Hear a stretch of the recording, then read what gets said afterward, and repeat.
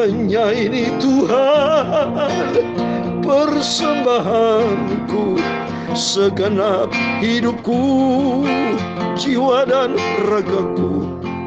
Pakailah hidupku sebagai alatmu, seumur hidupku, segala makanan. Betapa hatiku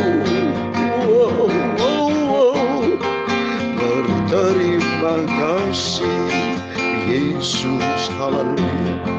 Kau mengasihiku, oh terima kasih Tuhan. Kau memilikiku, amin, haleluya. Hanya ini Tuhan persembahanku, segenap hidupku, jiwa dan ragaku. Sebab tak ku miliki harta kekayaan yang cukup berarti untukku persembahkan. Hanya ini Tuhan permohonanku, terimalah Tuhan persembahanku. Pakailah hidupku sebagai alat untuk kemuliaan-Mu. Betapa hatiku berterima kasih, Yesus, haleluya. Kau mengasihiku, amin Bapa. Engkau mengasihi kami Bapa. Kau memilikiku, kami milikmu Bapa, haleluya. Hanya ini Tuhan persembahanku, segenap hidupku, jiwa dan ragaku. Sebab tak ku miliki harta kekayaan yang cukup berarti untukku persembahkan. Hanya ini Tuhan permohonanku, terimalah Tuhan persembahanku. Pakailah hidupku sebagai alat-Mu untuk kemuliaan-Mu, amin, haleluya. Betapa hatiku berterima kasih, Yesus. Terima kasih Bapa, Kau memilikiku, amin. Engkau yang miliki hidupku karena Kau mengasihiku, amin, haleluya. Hanya ini Tuhan persembahanku, terimalah Tuhan segenap hidupku. Sebab tak ku miliki harta kekayaan yang cukup berarti untukku persembahkan. Hanya itu Tuhan permohonanku, terimalah Tuhan persembahanku. Pakailah hidupku sebagai alat-Mu seumur hidupku, amin, haleluya. Hanya ini Tuhan persembahanku, segenap hidupku, jiwa dan ragaku. Sebab tak ku miliki harta kekayaan yang cukup berarti untukku persembahkan. Hanya ini Tuhan permohonanku, terimalah Tuhan persembahanku. Pakailah hidupku untuk kemuliaan nama-Mu, amin, haleluya.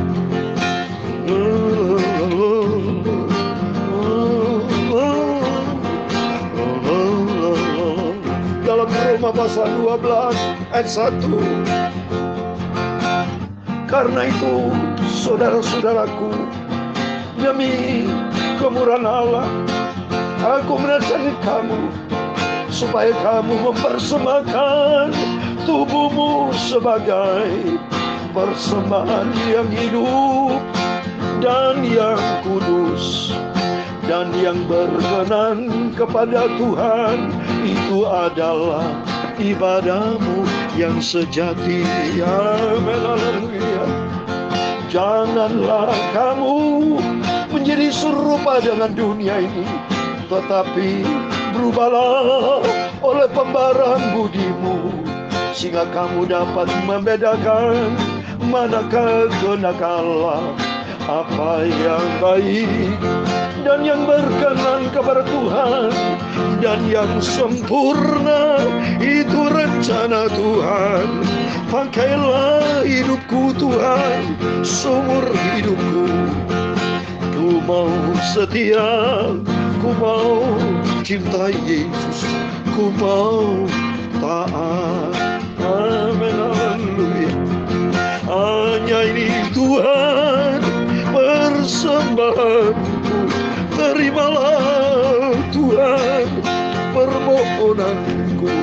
Pakailah hidupku sebagai alatmu untuk kemuliaan-Mu. Oh, amin, ya Tuhan, punya mula kebesaran dan kejayaan, kehormatan, kemasyhuran dan keagungan. Ya, segala-galanya yang ada di langit dan di bumi. Ya Tuhan, punya mula kerajaan, dan Engkau yang tertinggi itu melebihi segala-galanya sebagai kepala. Sebab kekayaan dan kemuliaan berasal daripadamu, dan Engkaulah yang berkuasa atas segala-galanya. Dalam tangan-Mu lah kekuatan dan kejayaan, dalam tangan-Mu lah kuasa membesarkan dan mengukuhkan segala-galanya. Ya, sekarang ini Tuhan Yesus Bapa kami bersyukur kepadamu dan memuji nama-Mu yang agung, kudus dan mulia. Nama-Mu yang kekal, Raja dan segala raja. Tuhanku Yesus yang sangat ku cinta, ku mau setia dan taat. Tuhan Yesus Bapakku, Engkau juru selamatku. Pakailah hidupku Tuhan untuk kemuliaan-Mu. Ku mau setia, cinta dan taat sampai langkahku yang terakhir. Amin, haleluya. Sampai ku berjumpa dengan Tuhan Yesus masuk ke surga. Terima kasih Tuhan. Kuduskan hati kami Bapa, sucikan mulut hamba-Mu, kuduskan tubuh jiwa roh kami Bapa. Layakkan sebentar kami baca firman-Mu yang maha kudus. Terimalah Tuhan Yesus. Terima kasih, dalam nama Tuhan Yesus kami hamba-Mu Yakob Rahmat berdoa, dan kami semua anak-anak-Mu berdoa Tuhan pada pagi yang indah ini. Kami bersyukur semua karena anugerah-Mu Tuhan. Pada Jumat pagi tanggal 18 Februari 2022, kami mau cinta Yesus kekal sampai selama-lamanya. Kami mau taat melakukan seluruh perintah-Mu Tuhan. Hanya ini Tuhan persembahanku, segenap hidupku ke dalam tangan-Mu. Pakailah hidupku sebagai alat-Mu untuk kemuliaan-Mu. Amin, haleluya, puji Tuhan. Shalom dan selamat pagi. Selamat kita bisa berjumpa kembali kepada Bapak Ibu Saudara semua di dalam cinta kasih daripada Tuhan Yesus Kristus. Kalau Tuhan sudah pelihara kita pada Jumat pagi ini tanggal 18 Februari 2022. Semua karena anugerah daripada Tuhan Yesus. Saya merasakan hadirat Tuhan. Saya menyembah kepada Tuhan. Semua karena anugerah Tuhan. Biar kita mau persembahkan sesuai dengan firman Tuhan. Dalam Roma 12 ayat 1 dan 2.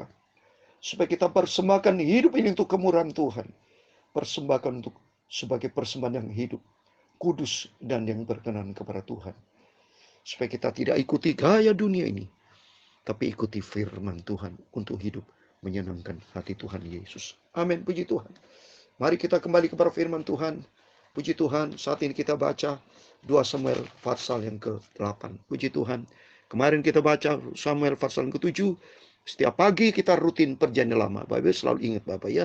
Kalau pagi perjanjian lama, supaya kita pagi kehidupan lama kita buang untuk masuk di dalam kehidupan yang baru. Di dalam kebenaran firman Tuhan. 2 Samuel pasal 8 ayat 1 sampai 18. Demikian firman Tuhan.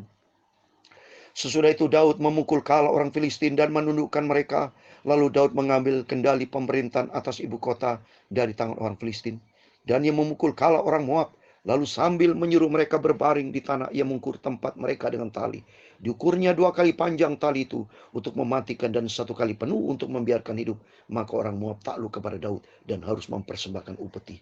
Selanjutnya Daud memukul kala Hadadeser bin Roab, Raja Sobah, ketika ia pergi memulihkan kekuasaannya pada sungai Efrat. Daud melawan daripadanya 1.700 orang pasukan berkuda, 20.000 orang pasukan berjalan kaki. Lalu Daud menyuruh memotong urat keting segala kuda kereta, tetapi dengan meninggalkan 100 ekor kuda kereta. Lalu orang Aram dari Damsik datang menolong Hadadeser, Raja Sobah, tetapi di antara orang Aram itu Daud menewaskan 22.000 orang. Kemudian Daud menempatkan pasukan-pasukan pendudukan di daerah orang Aram dari Damsik. Orang Aram itu takluk kepada Daud, harus mempersembahkan upeti. Tuhan memberi kemenangan kepada Daud kemanapun ia pergi berperang. Sesudah itu Daud mengangkut perisai-perisai emas yang dipakai oleh anak buah Hadadeser, lalu membawanya ke Yerusalem. Dan dari Betah dan dari Berontai, itu kota-kotanya Hadadeser, Raja Daud mengangkut amat banyak tembaga. Ketika didengar tahu Raja Amat bahwa Daud telah memukul kalah seluruh tentara Hadadeser, maka tahu mengutus Yoram anaknya kepada Raja Daud untuk menyampaikan salam dan mengucapkan selamat kepadanya, karena ia telah berperang melawan Hadadeser dan memukul dia kalah, sebab Hadadeser sering memamangi tahu, dan Yoram membawa barang-barang perak, emas, dan tembaga.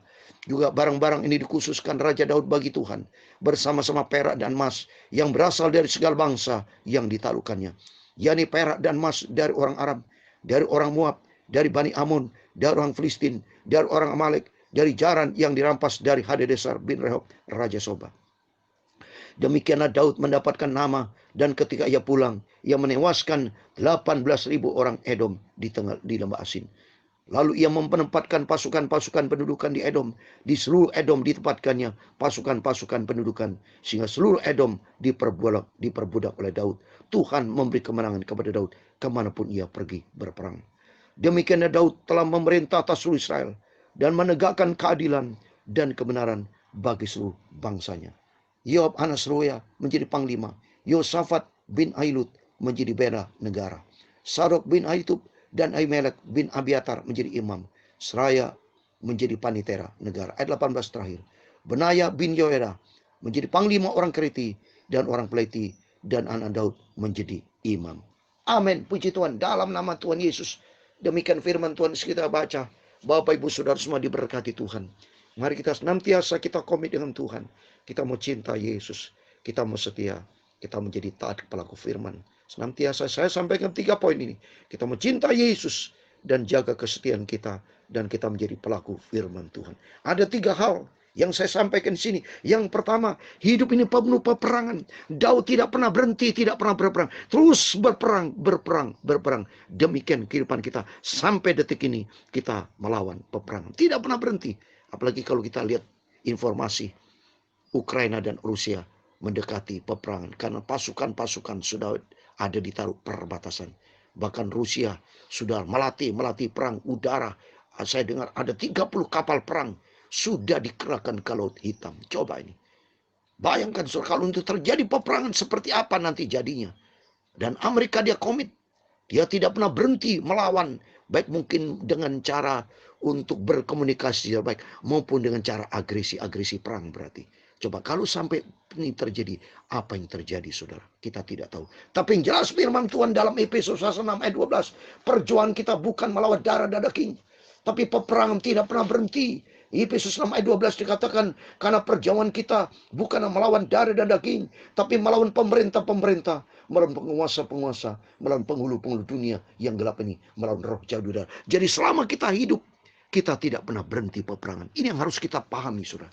Kita senantiasa hidup penuh dengan tantangan. Tapi saat ini menghadapi COVID-19 pandemi Omikron yang semakin meningkat. Ini peperangan buat kita semua. Di dunia orang rasa takut, cemas. Bahkan sudah mengalami banyak pengorbanan. Peperangan dalam rumah tangga, dalam pekerjaan, dalam bisnis. Itu peperangan, artinya berjuang, saudara. Bagaimana mempertahankan hidup, termasuk dua kehidupan, hidup jasmani maupun kehidupan rohani. Tapi saya terangkan di sini, hidup rohani melawan dengan kuasa-kuasa iblis, termasuk dengan kehidupan yang jasmani. Kita harus jaga kesehatan menghadapi COVID-19 ini. Jangan sampai saudara jauh dari protokol kesehatan. Selalu kita jaga protokol kesehatan dalam rangka supaya nanti ada musuh yang menyerang kita. Kita sudah ada benteng, yaitu pakai masker, cuci tangan, menghindari kerumunan, ya, menghindari mobilitas. Itu protokol kesehatan harus jaga kita ketat. Karena apa? Menghindar dari peperangan, menghindar melawan musuh-musuh COVID-19 virus yang jahat ini. Tapi untuk itu, mari yang pertama, kita tidak pernah berhenti peperangan. Dan yang kedua, kalau di tengah-tengah peperangan ada kemenangan. Karena Tuhan berperang ganti kita. Jangan lupa yang kedua, kita harus belajar bersyukur. Mempersembahkan berkat-berkat. Jadi artinya, kalau Bapak Ibu menghadapi peperangan pekerjaan, peperangan dalam bisnis, peperangan dalam kesehatan, Tuhan memberikan kesehatan, Tuhan memberikan berkat buat kita. Jangan lupa, itu semua datang dari Tuhan. Dan kalau itu semua datang dari Tuhan, mari kita belajar memberi untuk Tuhan. Seperti Raja Daud di ayat ke-11 dikatakan, juga barang-barang ini dikhususkan Raja Daud bagi Tuhan. Padahal kalau kita lihat ini, yakni perak dan emas dari orang Aram, dari orang Moab, dari Bani Amun, dari orang Palestina, dan dari Amalek dan sebagainya. Artinya kehidupan kita banyak berkat dari Tuhan. Berkat apa? Kesehatan, perlindungan, berkat saudara diberkati Tuhan, bisnisnya berhasil, anak-anak kita sekolah berhasil, itu berkat macam-macam seperti ini.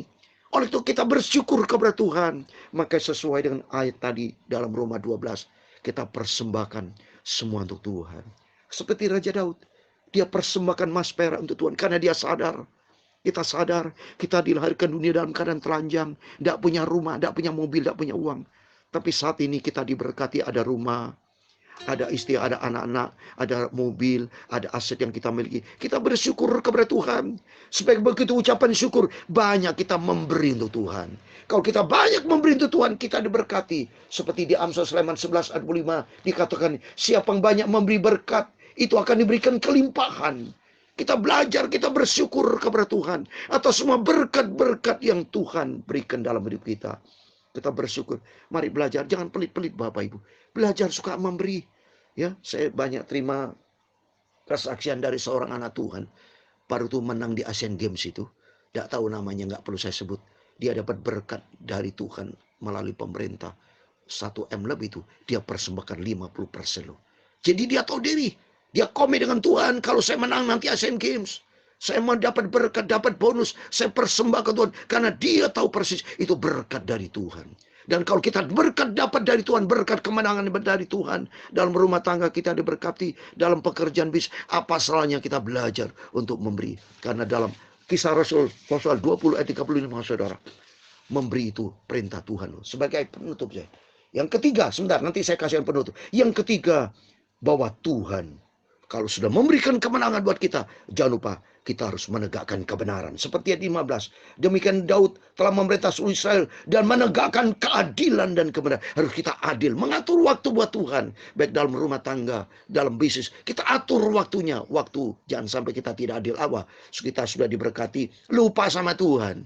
Harus ada vertikal, horizontal. Hidup kita harus adil. Nomor satu, kita bagi waktu buat Tuhan. Setelah itu horizontal. Kita bagi berkat, kita harus hidup keadilan dan tegakkan kebenaran. Dan saya kasih penutup, Kisah Rasul 20 ayat 35, belajar memberi saudara. Karena itu perintah Tuhan. Kisah Rasul pasal 20 ayat 35, demikian firman Tuhan. dalam segala sesuatu telah kuberikan contoh kepada kamu, bahwa dengan bekerja demikian kita harus membantu ini orang-orang lemah, dan harus mengingat perkataan Tuhan ini. Mengingat perkataan Tuhan Yesus. Sebab ia sendiri telah mengatakan, ada lebih baik berbahagia, memberi dan menerima. Amin.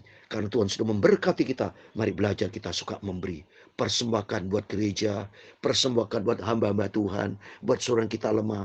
Banyak di antara mereka banyak memberi berkat. Itu berkat kasih karunia lu. Saudara kalau pelit-pelit memikir diri sendiri, itu saudara tidak tahu sadar bahwa itu semua datang dari Tuhan. Kita diberkati untuk memberkati, maka berkat yang berlimpah tuh saudara semua. Supaya dengan pujian ini, kita berterima kasih kepada Tuhan. Berterima kasih kepada Tuhan. Karena Tuhan sudah memberkati, sudah pelihara kita, rumah tangga kita. Tidak ada orang makin miskin, makin banyak memberi, itu makin diberkati sama Tuhan. Karena kita dipercayakan sama Tuhan sebagai pengelola. Itu berkat bukan milik kita. Berkat yang dipercayakan dari Tuhan, kita kembalikan untuk kemuliaan Tuhan. Belajar kita hidup menyenangkan hati Tuhan. Tuhan memberkati kita semua. Hanya ini Tuhan persembahanku. Terimalah Tuhan permohonanku. Pakailah hidupku sebagai alatmu seumur hidupku. Amin, haleluya. Hanya ini Tuhan persembahan. Terimalah Tuhan persembahanku. Terima Tuhan. Pakailah hidupku sebagai alatmu seumur hidupku. Amin, haleluya. Pakailah hidupku untuk alat kemuliaan Tuhan. Pakailah hidupku untuk ketujuan alat kemuliaan Tuhan. Pakailah hidupku Tuhan sebagai alatmu untuk tujuan kemuliaan-Mu. Amin, haleluya. Tuhan memberkati engkau dan melindungi engkau. Tuhan menyinari engkau dengan wajahnya dan memberi engkau kasih karunia. Tuhan menghadapkan wajahnya kepadamu dan memberi engkau damai sejahtera. Bapa kami yang di surga, dikuduskanlah namamu, datanglah kerajaanmu, jadilah kehendak-Mu di bumi seperti di surga. Berikan kami pada hari ini makanan kami secukupnya, dan ampunilah kami akan kesalahan kami, seperti kami juga mengampuni orang bersalah kepada kami. Dan jangan membawa kami ke dalam pencobaan, tetapi lepaskanlah kami dari yang jahat, karena Engkaulah yang punya kerajaan dan kuasa dan kemuliaan sampai selama-lamanya. Amin. Puji Tuhan, selamat pagi, selamat beraktivitas. Jangan lupa berjaga dan berdoa. Kita memiliki cinta kasih Tuhan, tegakkan keadilan, kebenaran, dan hidup di dalam kasih Tuhan. Tuhan memberkati dan Tuhan bersama kita. Immanuel, puji Tuhan. Haleluya. Amin.